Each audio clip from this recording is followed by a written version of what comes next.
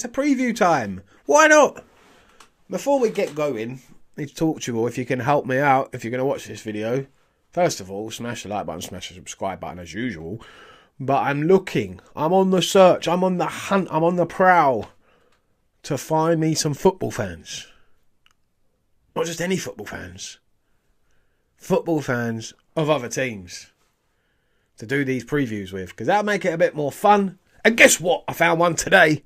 I got myself one today. He'll be on very soon. It'll be a short clip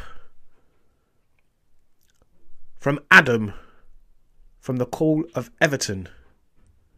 We'll be on in a minute to discuss and to tell us his thoughts for the game on Saturday. A big game. Every game until we get to 40 is a big game. If we win on Saturday, we've done it.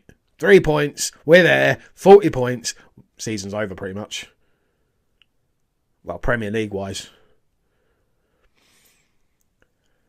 Let's just run through the injuries. If you didn't know, now you'll know that Mason Mount is still out with supposedly an abdominal strain. Looking to be back the 19th of March. Same for Reece James, is out as well with an illness, which is a disappointment, of course. But you can't help that. And N'Golo Kante out with a hamstring. He's back soon though as well, so they will be a miss for this game. But N'Golo Kante's been a miss the whole season. But Reece James will be a massive miss. And Mason Mount, as much as people get on him and don't like him and abuse him online and on social media, he is a quality player and offers us something different. It's better to have him, in my opinion, in the tent pissing out than out the tent pissing in, if you know what I mean. Other than that, it's the usual suspects. Eddie Mendy is still out. Cesar Azpilicueta, we call him Dave, still out with his head injury. Thiago Silva, unfortunately, still out. But we haven't really missed him at the back, in my opinion. With the emergence and form of Koulibaly, Badiashile, Fofana coming back from injury, we're looking pretty solid at the back. And even Marc Cucurella stepping up at left-sided centre-back in the last few games. I think we'll be all right at the back. Right wing-back position is always a problem when Reece James is not fit. And that's been far too frequent this season that we've had that problem. Last couple of games, though, Loftus-Cheek has deputised really well. And I expect him to do the same again against Everton. In my opinion, Loftus-Cheek is someone that may stick around next season. Because he's very versatile. He can play in a few positions and do a job. Better than some. At least he tries. The rest of the team, I'm pretty sure, is going to be very, very much the same. I'll be very surprised if Potter changes a lot. I'm looking at seeing probably Kepa in goal. Back three is where it might change a little bit because we know Everton are a big side and very physical. So he may switch out Cucurella, bring in Badiashile, and then stick with Koulibaly and Fofana. I think that would make sense.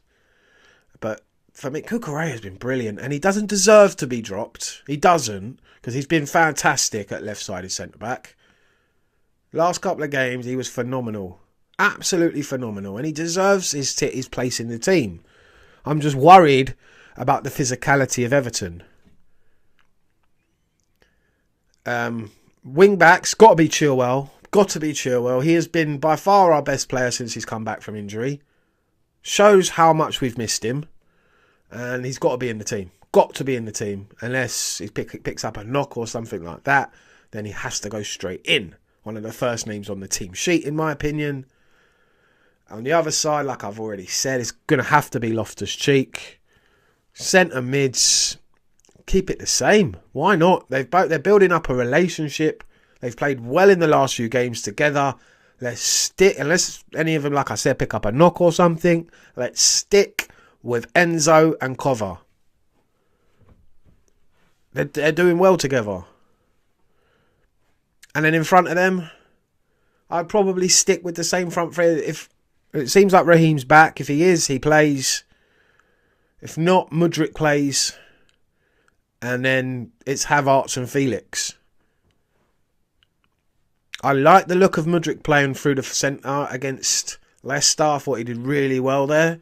And Havertz was just playing off of him. And that suits Kai a lot more. And having someone to play off of. Felix, just very creative, and we need him in the side. He's someone who causes problems, who can create chances. Yes, his finishing is not up, in my opinion, not up to par. It needs to be better. But other than that, he's been phenomenal for us. That's the side I'm picking. That's a team I expect to get a result. We should be beating Everton. But it won't be easy because we know Sean Dyche. We know how he sets his teams up. We know they're going to be hard to beat. We know they're going to be physical. And they're not going to give us many chances. And that's a problem for us this season. A massive problem when we face teams like this.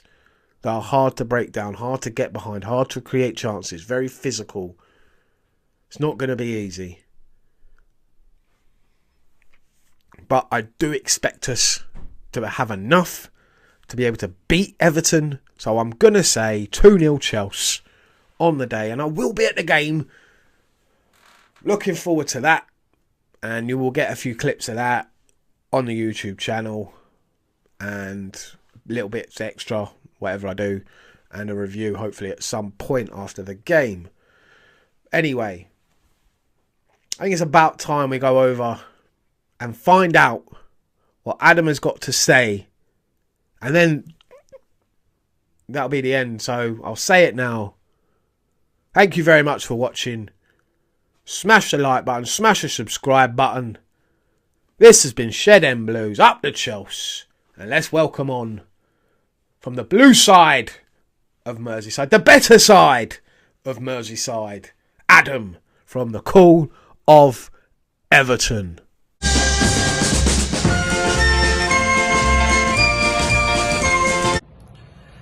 Hi, it's Adam from the Call of Everton, having a look ahead to Chelsea against Everton at Stamford Bridge on Saturday evening. From an Everton perspective, we go into this one still in big trouble.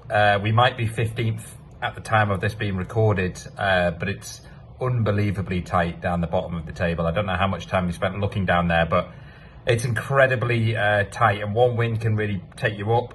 Other teams winning and you not getting any points can really put you right back in the mire. And we've got a crucial win against Brentford, but now we're starting a tricky period of fixtures, starting with this game. And away form this season has been pretty pitiful, to be honest. So even though Chelsea's troubles have been pretty well documented, especially under Graham Potter, no trip to Stamford Bridge fills me with a lot of hope or a lot of joy, in all honesty.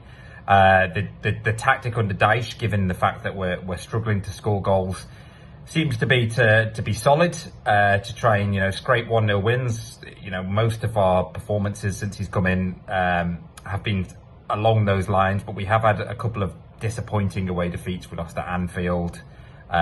So we've got the capability to put in a decent defensive performance. We are defending better, but we've also, it wouldn't shock me if we went to Chelsea and lost 3 or 4-0. Like we did at Arsenal, for example, although obviously Arsenal are really on form this season. So we'll be up for it, I'm sure. We're scrapping for our lives down there. Any points we can get out of a game like this are an absolute bonus. And as the games run out, each weekend becomes more and more crucial. But our record at Stamford Bridge really doesn't make for much reading. We used to be capable of going down there and getting some draws. Back in the days, we nearly got a few victories, just a couple of late equalisers. I remember one from, I think it was John Terry, years and years ago, when we were on the cusp of winning the game. And they make it now. It's a wonderful flick. It's a brilliant goal. John Terry, the captain, the lead. So, but now, we've quite regularly gone down there and got hammered.